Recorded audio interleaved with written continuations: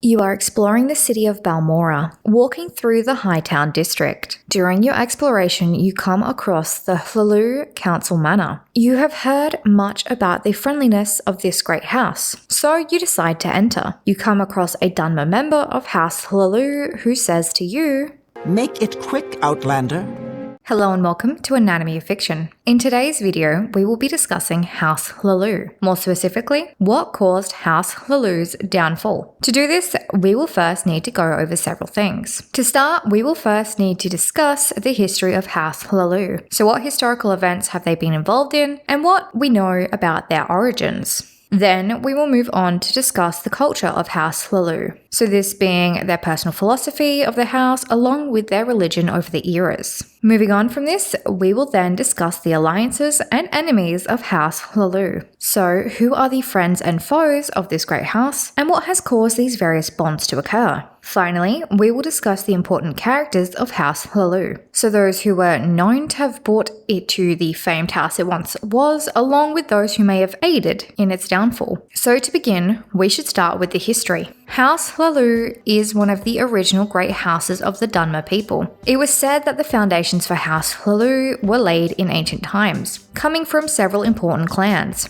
This being before the Dunmer were actually Dunmer, and when they were instead still the Chimer. This change of course being caused by the rise of the Tribunal Temple and the Tribunal Gods. So the House Hlaalu were originally Chimer and were followers of Veloth during the Merithic era. In this era, they were one of the first groups to construct their own settlement, this being the settlement of Narcissus. So at this time, House Hlaalu is still not officially a house. However, the 7 families that would become part of House Hlaalu would be part of the 30 clans that would create the Library of Andul. The Library of Andul held vast amounts of knowledge, including genealogical records of the ancient houses spanning back to the time of Velothi, and of course other important knowledge about the earliest settlers. Now we are going to move into the First Era. During the First Era, throughout Morrowind, there was an ongoing rivalry between the Chimer and the Dwemer. Now during this time, in the early First Era, around the year 240, the Nords would take advantage of the lack of united force within Morrowind and they would invade.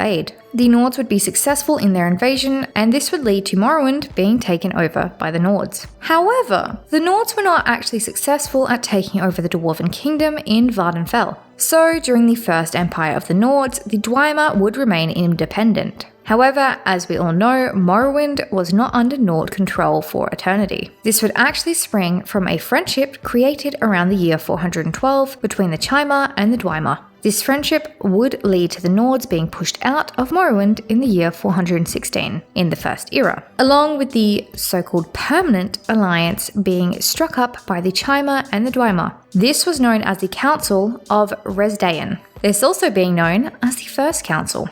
During the time of the First Council, the Dunmer houses would form. At the time, they of course were still the Chimer houses, as this transformation had not occurred. These houses would be House Dagoth, House Drez, House Hlaalu, House Indoril, House Redoran, and House Telvanni. These houses would be formed of the clans of the Chimer people. House Hlaalu included the clans Arano, Aranim, Nerano, Norvayan, Tharis, Thelas, and Uvaran. Now, the Dwemer and the Chimer would get along peacefully until the War of the First Council. This would break out around the year 668 in the First Era. This being due to various sorcery practices that were practiced by the Dwemer, but seen as problematic by the Dunmeri houses. This primarily being the Numidium. So the houses would go to war. With the houses, they were poorly organized. This would lead to constant defeats, even with the aid being provided by the Orcs and the Nords who hoped to profit from the war. So the losses would continue to happen until the houses and Ashlander tribes would be united under the Nerevar. Here, they would unite at the Battle of Red Mountain, where they would manage to defeat the Dwemer. Along with this, House Dagoth would be broken up and absorbed into different houses. The Tribunal Gods and Tribunal Temple would establish themselves around this time, replacing Daedra worship as the religion in Morrowind.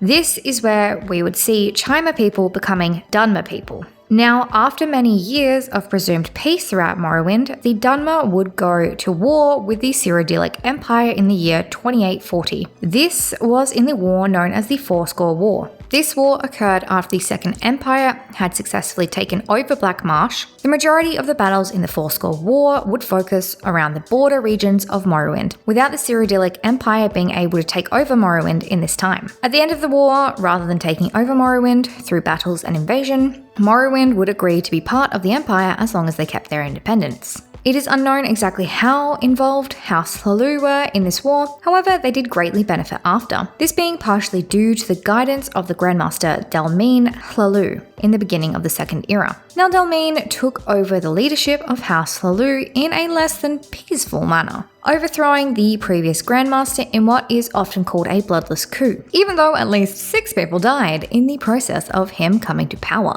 Delmine was an old man when he took over, however that would not stop him from bringing House Hlaalu into what was known as its Gilded Age of Glory. Under the guidance of Delmine, House Hlaalu would amass much wealth and prestige that would follow their name for generations to come. Moving on to the year 559 in the Second Era. This is when the War of Two Houses would begin. This war would be between House Hlaalu and House Dres. This war was not really a war. Instead, it was actually just a single battle that occurred between the houses, which was also on the smaller end of the scale. So this so-called War of Two Houses would occur after House Hlaalu would attempt to set up a trading post in a disputed territory. Now, House Dres was not exactly too approving of this. This would not be the first time these two houses would butt heads. However, it is perhaps the most well remembered. So when the trading post was halfway through construction, the House Hlaalu workers would find themselves surrounded by mercenaries from House Dres. Thankfully, there had been some foresight on the side of House Hlaalu, as they had hired a small group of guards to look after the workers on the site. These guards were led by Vvardenfell and would quickly establish their defences around the half-built trading post. Now, the guards defending the House Hlaalu side were not many. They were in fact outnumbered by the mercenaries 5 to 1. So it could be assumed that from the House Hlaalu side, this was a lost cause. However, the House Hlaalu guards under the guidance of Vvardenfell would easily take out the first wave of mercenaries. Under the guidance of Perilla, the only wizard would spend their time opening a portal to Narcissus. This ritual taking quite a while due to them being the only one working on it. During this time, House Hlaalu would manage to fight off 4 waves of Dres mercenaries. This would lead to the original guard shrinking to a third of their size. With only Perilla and 6 other guards to defend the trade post, whilst the wizard continued working on the portal for reinforcements. However, they would not stop defending their trade post. Perilla would lead the remaining guards in the fight against the Dres mercenaries, in an attempt to, of course, give the wizard more time and prevent the workers from succumbing to a really awful death. In the defense, 4 of the guards would be taken down by the Dres mercenaries, but Perilla and the 2 other guards would continue to fight. It would appear as if the Dres mercenaries were about to win. However, this is when the portal would open and backup would arrive. Hlaalu troops would emerge from the portal hurling spells and arrows at the advancing Dres mercenaries, pushing them back. They would break through the mercenaries and lead to them fleeing. However, the hero of this story, Vvardenfell, who led the guards in the defense of the House Hlaalu trading post, would die by the blade of one of the Dres mercenaries. Now we move on to the year 572 in the Second Era. This is when we would see the Second Akaviri invasion. In this invasion, the Dunmeri people were struggling to fight off the invaders. This would be until they would be assisted by the Nords. The Nords would follow the invading Akaviri, and the Dunmer would also bring in the Argonians to help fight against the Akaviri. Now, originally the Argonians had previously been kept by the Dunmer as slaves, but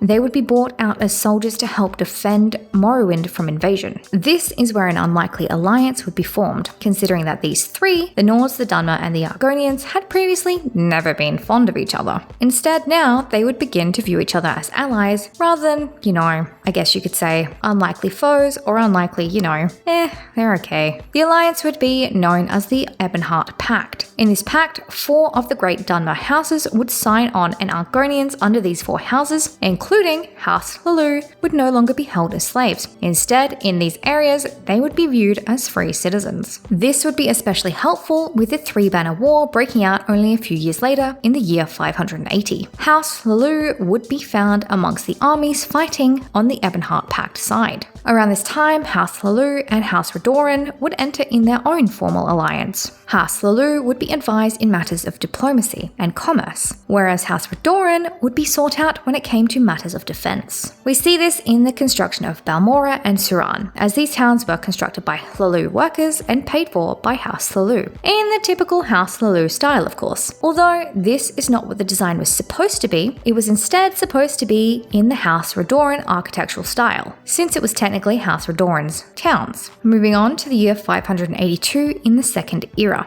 This is when House Hlaalu in the region of Dashan would begin to experience the Lodos Plague. This plague would begin to turn people into violent, mindless husks of themselves. But not to worry, there would be the Morrowind, who were apparently working to find a cure to this plague. Now the Morrowind were a cult who claimed to be a philanthropic group working to cure the plague. But now this is a big but, just because someone claims to be doing good does not mean they actually are. Most villains believe they are doing good because the road to evil is a slippery slope that can look like good from the outside before true intentions begin to truly show. So this plague was not one that the Morrowind were actually curing. Instead, they were creating it. Yes, the Morrowind were giving people a supposed preventative treatment for the plague that actually caused it. So they were not as good as they claimed to be, as it turns out. The Morrowind was spreading the Lodos Plague throughout Dashan, which is the House Hlaalu region at this time. Eventually, the disease would make its way all the way to Narcissus, which would cause much of their population attempting to evacuate, and the city, of course, becoming locked down. Now, as you may have guessed, this would not stop the Morrowind from getting citizens of the city. No, as it would turn out, they would have a man on the inside. Yes, they would have a high-up member in House Hlaalu helping them infect the nearby lake and kidnap citizens of Narcissus. So with the help of the Vestige, along with a few agents of the Morag Tong, the House Hlaalu advisor helping the Morrowind would be revealed.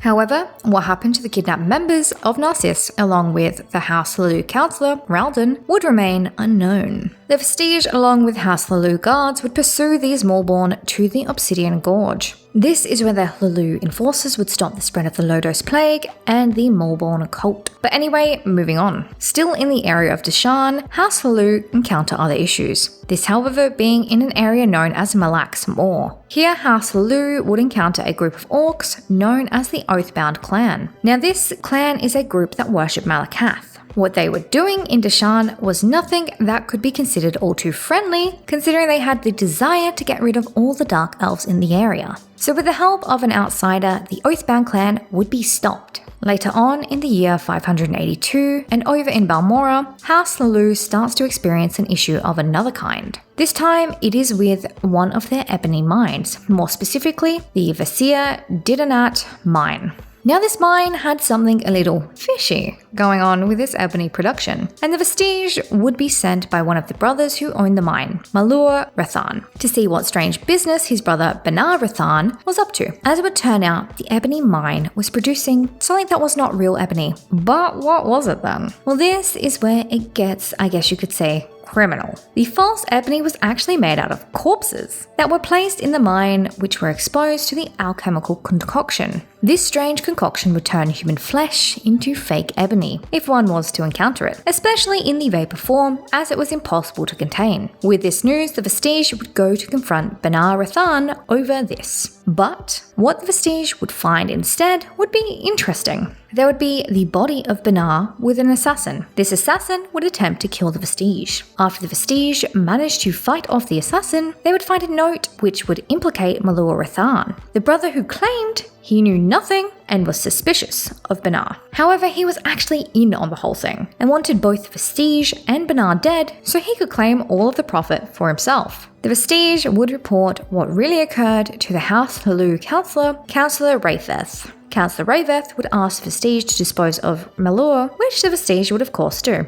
After this, Wraitheth would ask for the documents containing the information on how the fake ebony was created. It is unknown if the Vestige actually handed these over. Moving on to the end of the Second Era. This is when Tiber Septim's empire would begin to prepare their invasion of Morrowind. Now, the Great Houses were not exactly agreeing on the best plan for how to deal with the empire and the looming invasion. House Hlaalu wanted to accommodate the empire. Considering they had taken over the other lands, what would stop them from taking over Morrowind? However, House Draz, House Indoril, and House Redoran desired to fight the invading forces. The defensive force would soon die out, with only House Hlaalu holding down the fort on the western borders. This being due to House Induril and House Dres preferring to fight with more of a guerrilla warfare style. Eventually, Vivek would sign the Armistice Treaty that would stop the war and would first be welcomed, of course, by House Hlaalu. They wanted it anyway. Interestingly enough, the first ruling High Counselor of Morrowind would not be from House Hlaalu, but instead would be from House Induril. Both House Induril and the appointed High Counselor were not supportive or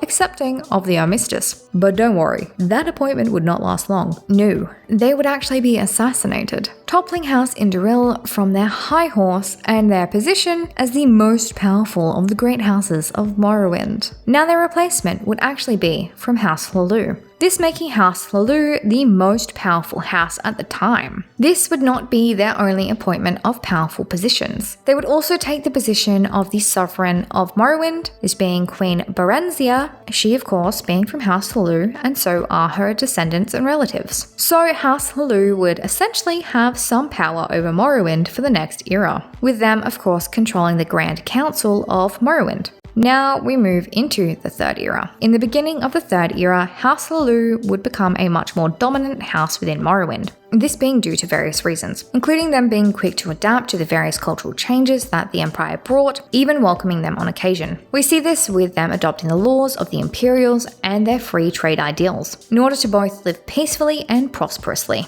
This is also where House Hlaalu would see expansions in their territories, managing to take cities like Ebonheart and Balmora over in the Third Era. Ebonheart was previously ran by House Dres, and Balmora was run by House Redoran previously. Balmora and Suran would of course be taken over in the year 414 in the Third Era by House Hlaalu, this in part being due to a decree coming from King Aethan Lethan, which allowed for trade and settlement on the island of Vvardenfell, where it had previously been banned. In this era, we would see the work of Hlaalu Passaroth, who was said to have been the cause of much of House Hlaalu's wealth. Now, Hlaalu Passaroth was the great-grandfather of the king of Morrowind, Hlaalu Helseth, who was the king during the time of the Neravharin. So, Hlaalu Passaroth was a legendary warrior who earned much of his wealth from fights that he arranged at his estate. He would pit himself against others, winning various prizes off of neighbouring estate owners, this being to the point where he actually won the woman who he would go on to marry as a prize in one of these games. Anyway, he is said to be one of the greatest warriors, and it is said that much of the wealth in the Third Era does have origins from Hlaalu Passaroth. In the later part of the Third Era, we would see Aethan as king, along with Grandmaster and Duke being Vidam Dren. Not all of the Dren family were so clean when it came to politics, with Vidam Dren's brother, Orvis Dren, being the kingpin of the Kimono Tong crime syndicate within Morrowind.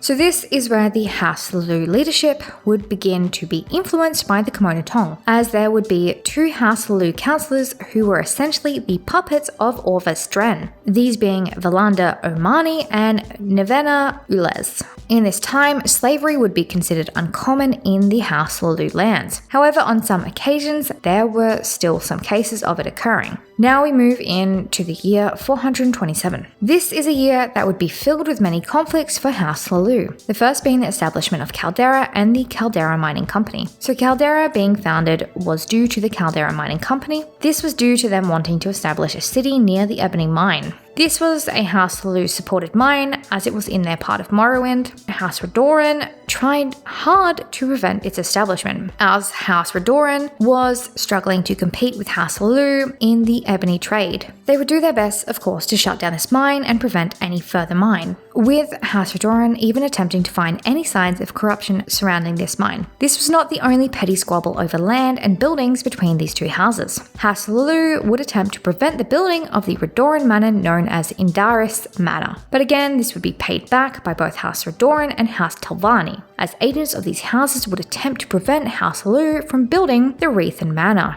this being over in the Odai Plateau. But anyway, moving on from petty squabbles to real Tamriel problems. Now, House Hlaalu would be rather helpful in the fulfilling of the Neravharin prophecies. House Hlaalu would be helpful in the fulfilling of the prophecy by recognizing the Neravharin as the Hortator, this being after Orvis Dren and his puppets on the council either stepped down or mysteriously passed away. It is also rumoured that Duke Vidam Dren stepped down from his Grandmaster position to allow the Neravharin to also step into this role. But anyway, moving on. Over in the city of Mournhold, we would see tragedy strike House Hlaalu, also in the year 427. This is when the king would pass in suspicious circumstances, and his grandnephew, Hlaalu Helseth, would step up, taking the throne. Many were initially questioning the young representative of House Hlaalu, wondering if he had the ability to rule. Those questioning especially included the Tribunal Temple. But anyway, we move in to the year 433, still in the Third Era. This is when the Oblivion Crisis would occur.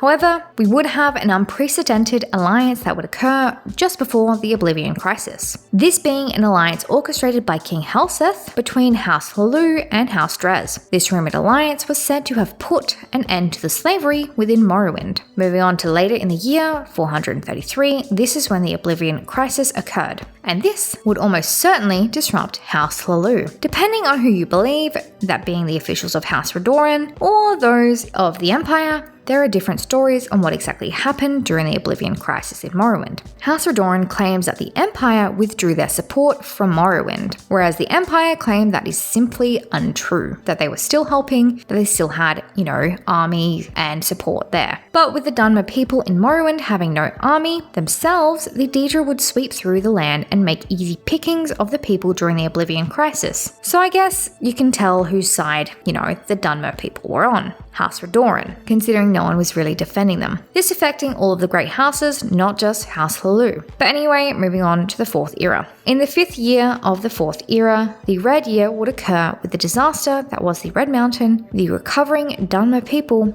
would not see another disaster coming. This being the Argonians launching an attack from Black Marsh. Now the Dunmer people would be scrambling to defend themselves. However, House Hlaalu would not be the hero of this invasion. Instead, they would be the scapegoat. They would be blamed for all of the Dunmer people's suffering since the Oblivion Crisis. House Vvardenfell instead would swoop in and save the day with their army. This would topple House Hlaalu off as the most powerful house in the eyes of the people, leading to them being, no longer a great house. They would be stripped of that position and replaced by another house in the council. But this would not be the end of House Hlaalu, as the house and members from it still exist. They just no longer have the power they used to, with members from this house believing that House Vvardenfell had a hand in the reorganization of the council and the ousting of House Hlaalu, leading to members of House Hlaalu, of course, holding a grudge. We would see evidence of this grudge in the year 95 in the Fourth Era. This being with a member of House Hlaalu, this being Vilor Ulan, plotting to assassinate the Redoran Councillor of Raven Rock, Councillor Laril Morvayan. Quick side note, this town is not actually in Morrowind, the landmass. Instead, it is an island given to the Dunmer in the year 16. This being the island of Solstheim as a refuge from the aftermath of the Red Year.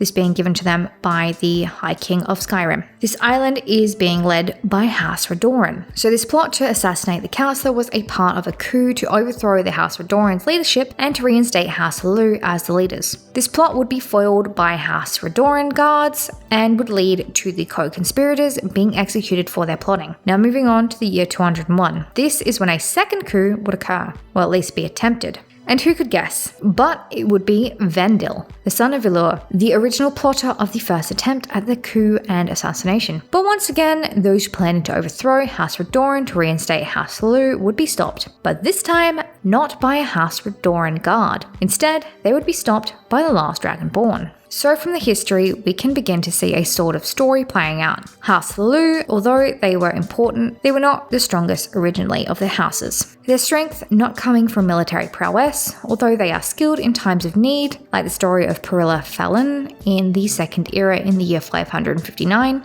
Perilla, along with the guards of the half-built trading post, were all skilled warriors able to fight off the mercenaries. However, this is not where the majority of House Hlaalu's power would be won. Instead, much of their power would be won more in group settings. Like for example, the Ebon Heart Pact. House Hlaalu were one of the major groups to sign this pact. In this time, House Hlaalu was not the most wealthy, nor the most powerful house. However, they did see benefits in the politics of the agreement. So from a historical sense, House Hlaalu have found power when they were supported by other groups. And as we can see from their unwillingness to fight the Empire in the end of the Second Era, by their eagerness to sign an armistice, with the Empire instead being they saw the potential benefit. So based on a historical perspective, House Hlaalu's downfall could be due to their opportunistic political nature and their reliance on others to promote themselves. But this is just based on the history. We should move on to discuss the culture of House Hlaalu to see how the philosophy and behavior of this great house could have aided in their downfall. So with House Hlaalu, much of their behaviors can be explained by their philosophy. So House Hlaalu are a house that more desire to live in peace with their neighbors rather than starting fights with them. House Hlaalu believed that peace was the more sustainable way to grow, not war. So with this, the skills of this house are primarily seen in diplomacy and trading, which reflect their peaceful ideals. House Hlaalu in the beginning was never a house to amass a large army, as this would be the opposite of their peaceful ideals. So this is why they focus so heavily on the trading relationships. We even see this idea of balance being reflected in the emblem on their flag, this being the old style merchant scales, which would have been important during trade. But these skills also have their own bad sides.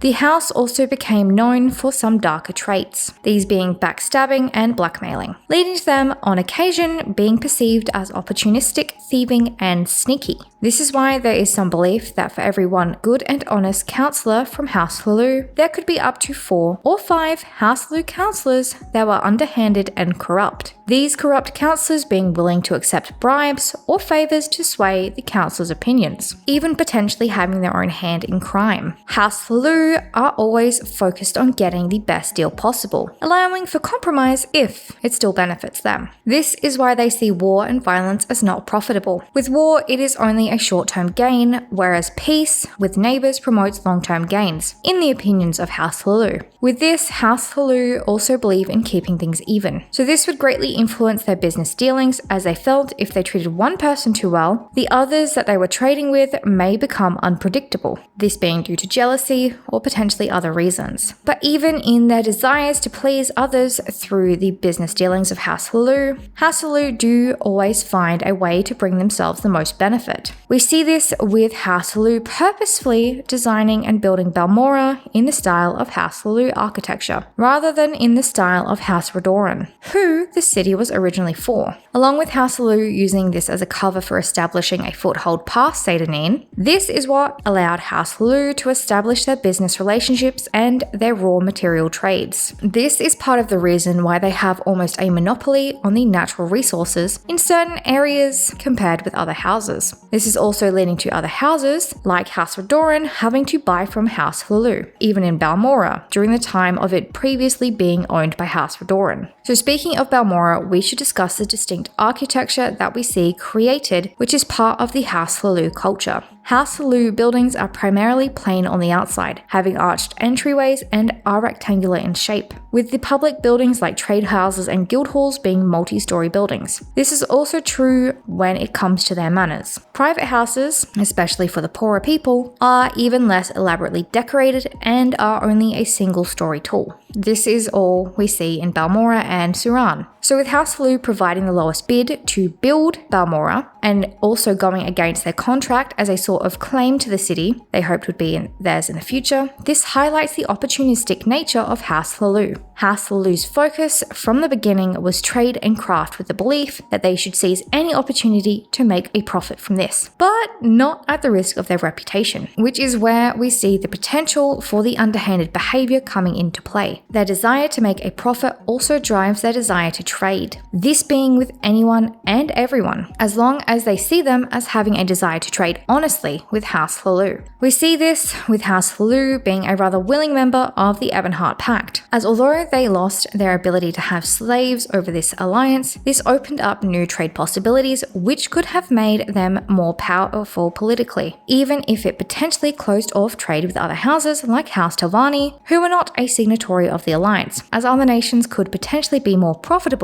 than a single great house. Along with their desire to make the most profitable trades, the House Hlaalu Dunmer, like other Dunmer, were also influenced by their religion. Prior to their worship of the tribunal, like other Dunmer, they instead worshipped both their ancestors and the Good Daedra. The Good Daedra being the 3 Daedric princes known as Azura, Boetia, and Mephala. With the Good Daedra, this may be the origins of the importance of the number 3 in all of the Dunmer houses. When it comes to the ancestor worship, these practices have continued on. As with Dunmer belief, it is believed that the ancestor spirits are still around on the mortal realm. They are knowledgeable and can even see into the future. So many Dunmer, including those in House Hlaalu, will have shrines to their ancestors. But with the time passing and the living gods becoming a thing, House Hlaalu also worship the tribunal gods. However, the relationship between the tribunal temple and House Hlaalu was not as strong when compared with certain other houses like that of House Indoril. Yes, the tribunal temple do have locations in areas known to be House Hlaalu land, but those in House Hlaalu are generally seen as less pious than those in House Indoril. This may be due to House Hlaalu being typically a house more accepting of change and welcoming of other cultures,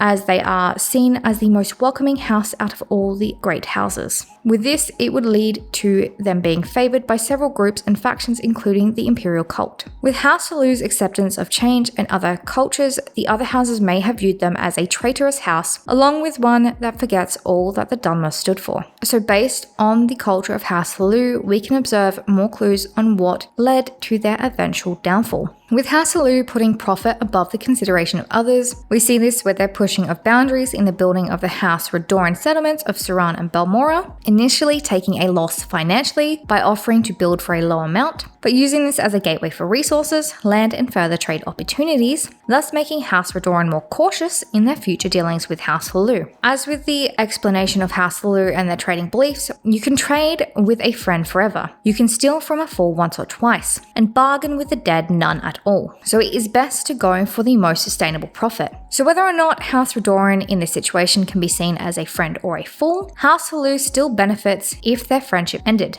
But they lit the match that would aid in burning the bridge in this situation. Prior to the arrival of the Imperial Empire, Morrowind's political and economic basis was much different from its mercantile economy that we see influenced by the Empire's control. So in the years prior, the society was more of an agrarian aristocracy. So it was trade-based with the free farmers, herders, and craftsmen who came under their own great houses. These great houses provided leadership. So the power was derived from the land owned and what that land could provide. This provides us with an understanding of how House Hlaalu's trading philosophy and desire to not fight, but keep peace for profit developed. But with this desire comes consequences, as if those who you are working with do not value the same as you, like for example the Empire, you ultimately lose in the end. This being with House Hlaalu being so willing to work with the Empire in the beginning, so now they are blamed for any shortcomings arising from the alliance and the breakdown of it. With House Hlaalu not being as, I guess you could say, closed off as the other houses, with their willingness to work with others and being less religiously inclined, this may have even furthered the wedge between the more religious houses like that of House Indoril as well as House Redoran, but the culture of House Hlaalu is still only one of the pieces of the puzzle when it comes to what caused House Hlaalu's downfall. To gain even further understanding in the house's issues, we need to also look into the various alliances and enemies that House Hlaalu had during its time. For this, we should firstly start with the Ebonheart Pact, as this pact would only last around a decade, considering the pact itself was created on rather unstable foundations. With this, there would of course be the Nords, who had previously invaded and taken over Morrowind prior to the First Council, and the Argonians, who had been kept as slaves by members of House Hlaalu, along with the other Dunmer houses. Now, with the Ebonheart Pact, everyone in the territories it covered were viewed as equals. However, this did not get rid of all of the old wounds that were caused prior to the pact, like that of those who were hurt from being former slaves or relatives of former slaves. We see this with Sar Kia, the Argonian having the desire to end the Volek family, as the Volek family held slaves and Sar Kia, along with their family, were some of those slaves. So with the freeing of these slaves, it did not immediately right the perceived wrongdoing, leading to the desire for vengeance, this being in the form of murder. which is why we can see the desire to stay allies may not have remained past the disappearance of the threats of the Three Banners War. But this is not the only alliance that House Hlaalu had ever held. If we look at the times of the Nerevarine, House Hlaalu also had an alliance with the Kmona Tong, this being the local crime syndicate on the island of Vvardenfell. Interestingly enough, this is the only alliance that the Kmona Tong held at that time. Another interesting point to be made about this alliance is that the Kmona Tong are considered to be, well, incredibly disliking of outsiders, which is the supposed opposite of House Hlaalu, which is claimed to be the most welcoming out of all of the great houses. They are considered to be adaptable and,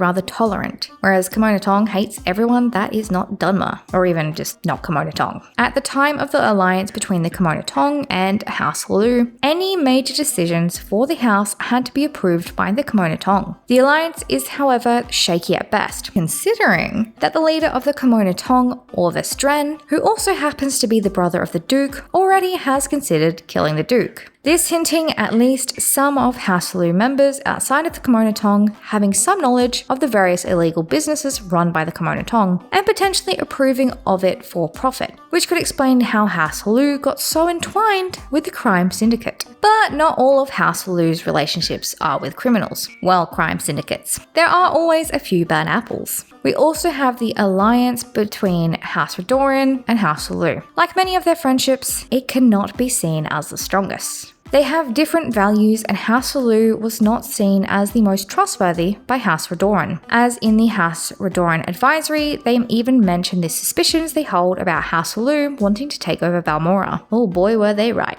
But before they had these issues, they had some relationship regarding House Hlaalu being talented in matters of diplomacy and commerce, and House Redoran being talented in warfare, which made the Ebonheart Pact potentially more manageable on one hand. However, with the strictness of House Redoran, along with its stance on politeness and welcoming outsiders, newsflash, they're not welcoming, it is easy to see why this alliance did not go the distance. But in this alliance, there was also more than meets the eye between certain members, as it appears that certain members of House Hlaalu, House Redoran, and even House Dres were attempting to set up some illegal activities. These members participating in an underground slave trading operation, which was outlawed under the pact in all three of these houses. All three of these houses were signatories of the Ebonheart Pact. However, House Dres strongly disagreed with making slavery illegal, and it is claimed that House Hlaalu actively prosecuted those participating in the practice. This persecution is not as active as it would claim. Instead, it would be more of a case of when it is more of an evident disturbance, like that in the case of Governor Omelian, who was a high-ranking official in the Second Era during the year 582, who purposefully sabotaged the lighthouse to make it easier for his slaver colleagues to work undetected, along with him forging a note stating that there was no slavery activity found on Firemoth Island. But anyway, in the later years, House Hlaalu and House Redoran's relationship would sour, this being for various reasons, including House Hlaalu's opportunistic behavior, and of course their manipulation when it comes to deals. But they would still have some form of relationship in the time of the Nerevarine, as House Redoran is often indebted to House Hlaalu, due to House Hlaalu being the house that funds much of their wartime activities, with funding much of the temple activity as well, and House Redoran is rather pious. House Hlaalu also has another alliance, this being the Empire. The alliance with the Empire of Tiber Septim was an alliance that was not well liked by many outside of House Hlaalu and of course the Empire. However, with the opportunistic and ever-evolving nature of the house, those in power saw it as beneficial. As with not only the trading relationship that was established, we do see an increase in power, with House Induril having previously been their most powerful house due to the Nerevar coming from this house, which brought the house fame and trust throughout. The response to the alliance between Morrowind and the Empire from House Induril was not exactly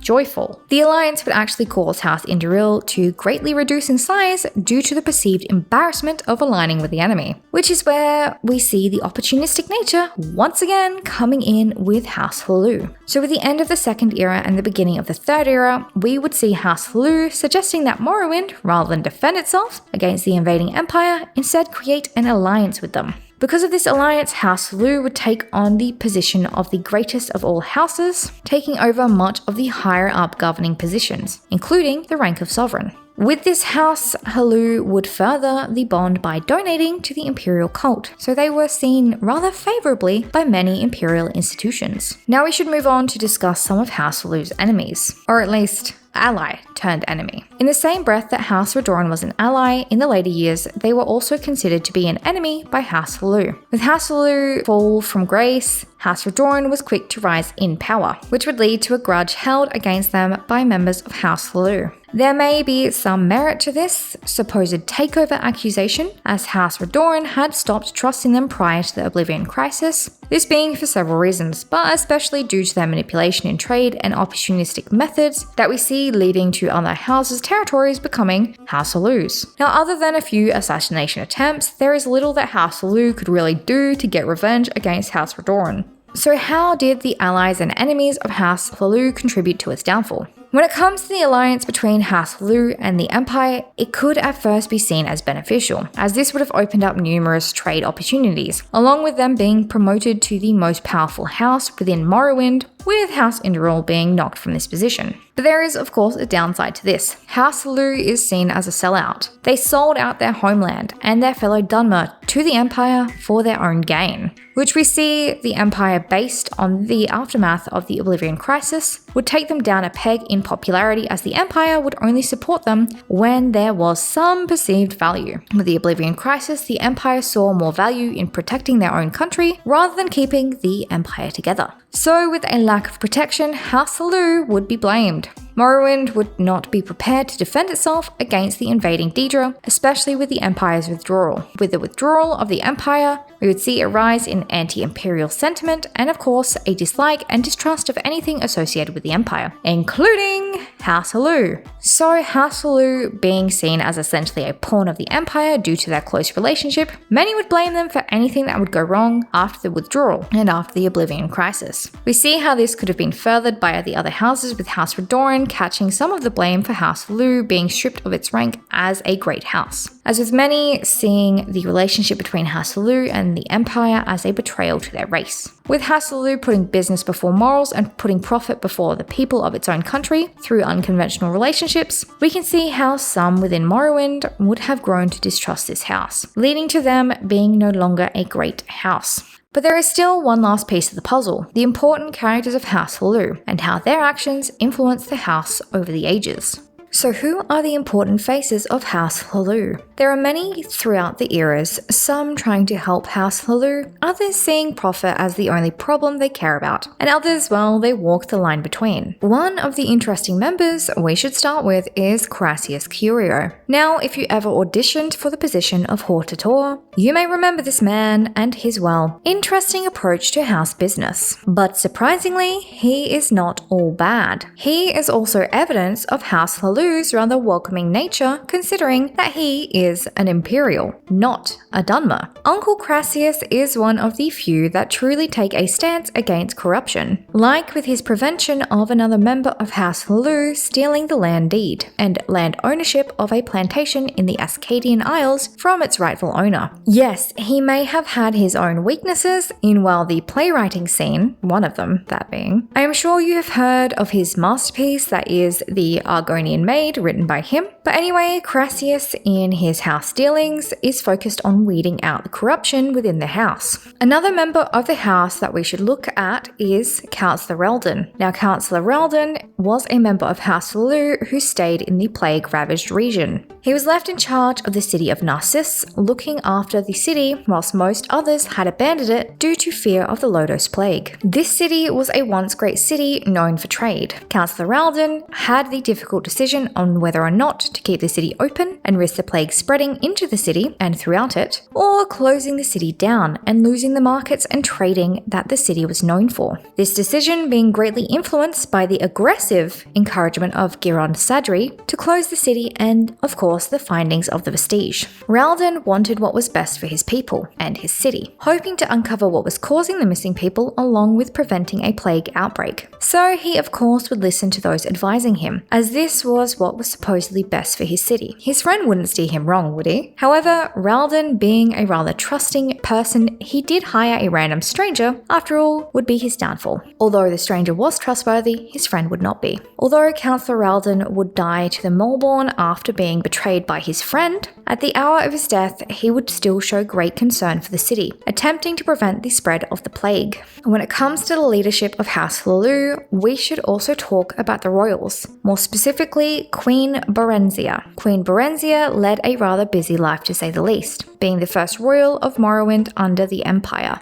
This being even though her position was largely just a ceremonial position. So Queen Berenzia, after she was crowned queen, would marry Symmachus, who was a general within Tiber Septim's army. So a while after Berenzia became Queen of Morrowind, the Emperor of Tamriel would pass away, this being in the year 98 in the Third Era. After this, his eldest son, Antiochus, would take over as Emperor. However, he would also pass soon after, dying in the year 120. With his death, his daughter Kintyra would be crowned as Empress, taking on the name Kintyra II. But not everyone would be happy with this, as otherwise there would be no point to mention it. We see this with the future Empress's aunt, Queen Potema of Solitude, who would give a rather nasty speech about Kintyra before she was crowned. The Elder Council would brush off the nastiness, and Potema would end up being banished from the Imperial Court and banished from the coronation ceremony of Kintyra. But this of course would not stop Potema. This would cause the War of the Red Diamond. So where does Berenzia come into this? Well, Berenzia supported Kintyra, and Berenzia would rule over a rather divided Morrowind during the war,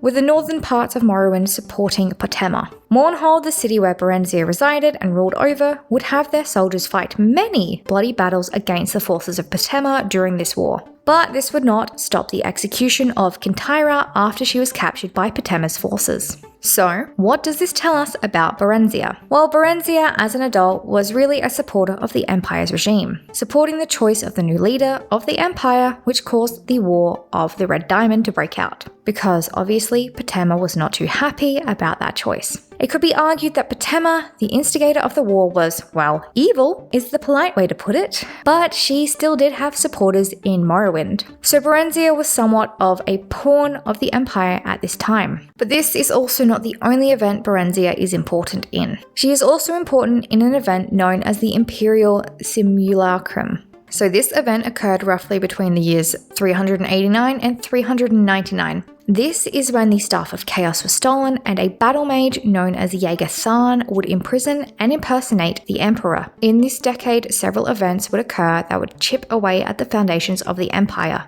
Anyway, Queen Berenzia and her two children would travel and visit with the supposed Emperor. During this time, Berenzia would realize that he was instead an imposter. Around this time, a rebel force would riot in Mournhold, leading to Queen Berenzia having to flee and her husband, Symmachus, being killed. This is where the rebel leader would be declared King of Morrowind. Again, very fishy behavior. In this decade, Berenzia would abdicate her throne, leading to her uncle Aethan taking over the reign of Morrowind. Berenzia, with the help of the King of Wayrest, would work to defeat the imposter and release the imprisoned Emperor. So based on this, Berenzia is close enough to the Emperor to realize when something is not exactly right. And even after leaving her place as the Queen of Morrowind, she still desires to help both Morrowind and the Empire by getting rid of the imposter. So with Berenzia, many of her actions can be seen as both good for Morrowind and House Hlaalu, but also incredibly beneficial for the Empire. But not every member of House Hlaalu is good.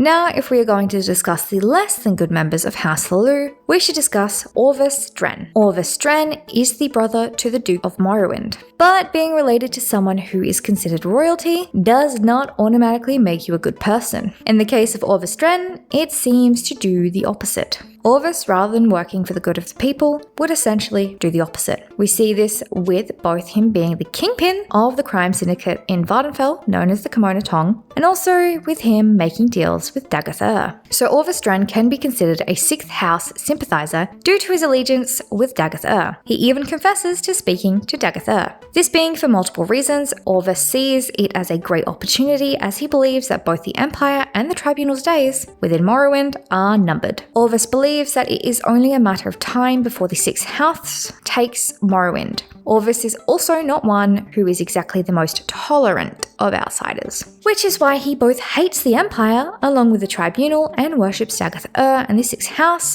The 6th House, under the guidance of Daggoth Ur, seeks to rid Morrowind of all the outsiders, and of course, the Tribunal Temple. So you would think with this, Orvis would have no dealings with foreign business. However, that is not true. He and the Kimono Tong that he leads do have some very limited outside criminal ventures, these primarily being in the skooma and moon sugar trade. Now, if this is not enough to be seen as at least a problematic person, Orvis Dren also has made suggestions in writing to 2 of his more important henchmen that they should be prepared to kill the Duke, which again is Orvis's brother. This being due to the Duke getting in the way of Orvis's business dealings, causing him to lose profits. Orvis also suggested that with the Duke out of the way, this would be a method of expanding his criminal dealings, as if he were to step in the position of Duke, there were very few people that could stop him and his criminal empire.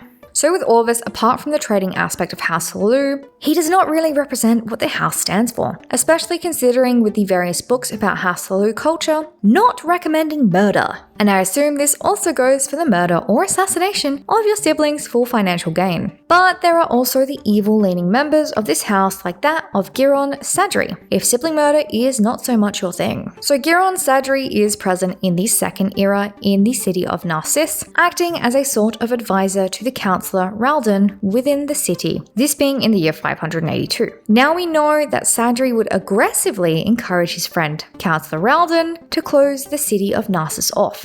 This being in hopes of essentially preventing the Lodos Plague from entering the city. But as we can see from a little investigating of his character, Sadri's record is not as squeaky clean as he would like you to think. Now Sadri would want the city on lockdown not for the safety of its residents, but for his own nefarious plans. As the Vestige would find out with an anonymous journal within Sadri's house, that the plans for Narcissus would not be to keep the city safe. Instead, it would be to keep it as a sort of feeding pool for the plague that the Moorborn had created, using the blood and bodies of fresh corpses harvested from the residents so that they could have a supply of plague-causing substance to infect the city of Mournhold. Now Sadri was a rather secretive member of the Moorborn, with his deception not being revealed until he essentially kidnapped his friend, Councillor Ralden, bringing him into the ruins of Narcissus, which is where the missing people of the city of Narcissus had been kept by Sadri and the other Moorborn. So with Giron Sadri, he was a member of House Hlaalu and was seen as rather influential within the city of Narcissus, as he had direct access to the leader of the city and had sway over their decisions. But as we can see with his connections to the Moorborn, this was not for the best of Morrowind, nor was it for the best of House Hlaalu, as he did of course set out to poison the people and cause chaos. So how did some of the important figures of House Hlaalu affect its downfall? Well, firstly, if we look at Crassius Curio, from the Third Era, we see that he is mostly a positive influence on the house. Although he was an Imperial, he actually cared about the house and fixing the corruption issues that the house had faced. However, we see that Uncle Crassius was often distracted by various things, like his eye for theatre, and his not-so-work-friendly behaviour. This meant that he was not completely able to clean up the problems within House Hlaalu at that time. We also see Councillor Ralden, who is one of the more positive characters of House Hlaalu. However, due to his indecisiveness and blind faith in others, it also cost the city of Narcissus greatly. Because of his trust in his friend, shutting down the city made the citizens more vulnerable than allowing it to be open and potentially exposed to the plague. As turns out, it was already exposed. However, with Councillor Ralden's warnings to the Vestige, this would help lessen the spread of the Lodos Plague, allowing the Vestige to lessen the damage to House Hlaalu, citizens, and settlements. we also have Queen Berenzia. Now, from a young age, she could be seen as more of a pawn of the empire, with the general of the emperor, General Symmachus, suggesting that Berenzia, when she was found as a child, could be an asset in the future. So before she was even queen, she was seen as little more than a pawn in the game of the emperor. Along with this, his general deciding long before Berenzia was even an adult that he would marry her as a form of revenge. Even with this, once Berenzia was old enough to be queen, much of her role was truly ceremonial, and what she did do, it was siding with the empire mostly, rather than helping out the people of Morrowind or House Hlaalu, as she did not really have much power. But even these members cannot truly be to blame when you have members that are so purposely evil, like that of Vvardenfell. With Vvardenfell only seeing opportunity for profit rather than reasons to care about fellow members of his house, even conspiring to potentially kill and overthrow his brother, the Duke. This all being for profit from his criminal syndicate, as it had been harder for him to commit crime. Not only this, he would also betray his house and his people by siding and making deals with Daggoth and the Sixth House. But again, this is not the only traitor to House Hlaalu. We also have Giron Sadri, who would encourage the lockdown of an entire city so he could help an evil group spread the plague throughout Deshaan and the rest of Morrowind. Like in the book Understanding House Hlaalu claims, for every good and honest counselor that House Hlaalu produces, there will be up to 4 or 5 who are underhanded and corrupt. With many of the House Hlaalu counselors and important members putting profit or personal gain before others, it is easy to see why those with such an individual mindset contributed to the fall of the entire house. With all of this new knowledge, we can answer the question, what caused House Hlaalu's downfall? So based on the history of House Hlaalu, the culture of this house, its allies and enemies, and its important members, there were multiple contributing factors. House Hlaalu, throughout their history, have a track record of using manipulation tactics to benefit in deals even where it seems they are likely at a loss. We see this first with the style that Balmorra was built in, their use of the building of Balmorra as a way to gain land, trading opportunities, and natural resources further inland, and of course later on attempting to take over the city of Balmorra, which they did eventually do. We also see this with their use of the Armistice as a way to further slight House Indoril, this being after the Lord High Counselor, originally who was a member of House Indoril, was assassinated after refusing to accept the treaty. House Hlaalu decided that this was the perfect time to settle some old issues, and several local councils would change hands in bloodless coups. This is one of the reasons why House Indoril lost power. You would think that with this, House Hlaalu and House Indoril had always been enemies, or at least disliking each other. Not exactly, considering that they were both part of the Ebonheart Pact, with House Hlaalu being a house of diplomats and merchants by trade rather than a house of warriors. Their burning of bridges by backstabbing and crossing other houses would lead to them being considered at fault for things going wrong, and would also lead to House Hlaalu being unable to protect themselves. But even with this, you could still argue that some of House Hlaalu's actions did not just come from the idea of profit. House Hlaalu saw an opportunity in joining the Empire peacefully, as there was potential to be provided more freedoms and treated better than those who had fought its influence. House Hlaalu also knew that alone, Morrowind did not stand a chance against the Empire, as they were never a militarily strong country, and those that were militarily strong had already fallen. They had hoped that with this alliance it would provide them with the protection that they could not provide themselves. But we see this is not the case, with the outcome of the Oblivion Crisis as the Empire abandoned them, leading to the Dunmer blaming House Hlaalu for all of their suffering since the Oblivion Crisis. This of course being due to the close ties that House Hlaalu had with the Empire. The Empire had abandoned them physically, but the Dunmer saw that House Hlaalu had abandoned them too by selling them out to the Empire, and with the Empire gone, there was no way that House Hlaalu could even protect its people. They were merchants after all, leading to House Hlaalu being stripped of their great house title and becoming shamed outcasts of the Dunmer. Which is interesting because when it comes to the religion of the Dunmer and their patron saints, it is rather curious that Veloth is the patron saint of House Hlaalu, seekers, and of course, outcasts. As House Hlaalu were seekers of gold and glory, but became outcasts by betraying the rest of the Dunmer. So in a way, it is a rather dark form of foreshadowing. With the outcast status and the persecution that members of House Hlaalu would face, as unlike with House Daggoth, it was not disbanded and absorbed into other houses. They were just stripped of the Great House position. It would lead to several House Hlaalu members becoming refugees in Skyrim. This indicating the shame felt by members of the house along with the potential harshness they may have experienced at the hands of others from other houses. So what caused their downfall? House Hlaalu became a greedy and corrupt house, who in an attempt to save Morrowind would sell out their country to an empire they could not depend on in a time of crisis, becoming the scapegoat for all of the nation's trauma. So let me know in the comments, do you think House Hlaalu deserved to have its Great House title stripped? If you enjoyed this video, then you will enjoy this one. It is about the Mages Guild and what caused them to dissolve.